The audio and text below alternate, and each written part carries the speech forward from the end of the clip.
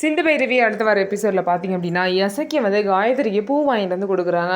உடனே காயத்ரி எனக்கு இதெல்லாம் பிடிக்காதுங்கிறாங்க. என்ன பூ பிடிக்காதா இல்லை நான் கொடுத்தது பிடிக்காதா அப்படின்னு சொல்லிட்டு கேட்குறாங்க. நான் இன்னும் அந்த முழுசாக அந்த கல்யாணத்தையும் ஏற்றுக்கல. இந்த கல்யாணம் நடந்ததே எனக்கு ஒரு விபத்து மாதிரி இருக்குது. அப்படி இருக்கும்போது நான் எப்படி இதெல்லாம் ஏற்றுக்க முடியும்? எனக்கு இன்னும் வந்து செலியை நினச்சி கவலையாக இருக்குது அப்படின்னு சொல்லிட்டு காயத்ரி வந்து சொல்கிறாங்க. இந்த மாதிரிலாம் பண்ணாதீங்க அப்படின்னு சொல்லிட்டு இசக்கி கிட்ட சொல்கிறாங்க. சரி, நான் ஒன்றும் பண்ணல, நான் வந்து அத்தை சந்தோஷமாக இருக்கணும் அப்படிங்கிறதுக்காக தான் உனக்கு வந்து பூ வாங்கிட்டு வந்து கொடுத்தேன். மற்றபடி எந்த ஒரு காரணமும் இல்லை, நீ ரிலாக்ஸாக இரு, நான் போகிறேன்னு சொல்லிட்டு இசக்கி வந்து கிளம்புறாங்க. இன்னொரு சைடு பார்த்தீங்க அப்படின்னா சிவாவும் சிந்துவும் கொடைக்கானலை சுற்றி பார்த்துட்டு இருப்பாங்க. அப்போ பார்த்தீங்க அப்படின்னா கொடைக்கானலை சுற்றி பார்க்கும்போது இந்த மாதிரி வேணும்னே சிந்து வந்து காலில் சுளுக்கு விழுந்த மாதிரி நடித்து சிவாவை தூக்க வைக்கிறாங்க. அதுக்கப்புறம் சிவா தூக்குனதுக்கப்புறம் சிரிக்கிறாங்க. நீ ஒரு டாக்டராக இருந்து கூட எனக்கு நிஜமாலுமே சுளுக்கு இருக்கான்னு கூட உன்னால் கண்டுபிடிக்க முடியல டாக்டர் அப்படின்னு சொல்லிட்டு சிரிக்கிறாங்க. அப்புறம் சிவா வந்து என்னையே வந்து நீ ஏமாத்துறியா அப்படின்னு சொல்லிட்டு வேணும்னே சிந்துவை தூக்கி கீழே போட்டுருவாங்க.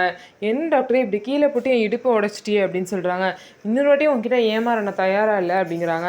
நான் தூக்கிட்டு போ டாக்டர், இல்லை நான் வரமாட்டேன் அப்படிங்கிறாங்க. நீ இங்கே இரு, கொஞ்சம் நேரத்தில் கரடி வரும், நீ இங்கே இருன்னு சொல்லவும் சிந்து வேக வேகமாக எந்திரிச்சு வந்துடுறாங்க. ஸோ நம்ம வீடியோ உங்களுக்கு பிடிச்சிருந்தா நம்ம வீடியோவை லைக் பண்ணிக்கோங்க. மறக்காமல் நம்மளோட சேனலை சப்ஸ்கிரைப் பண்ணிவிட்டு பாருங்கள்.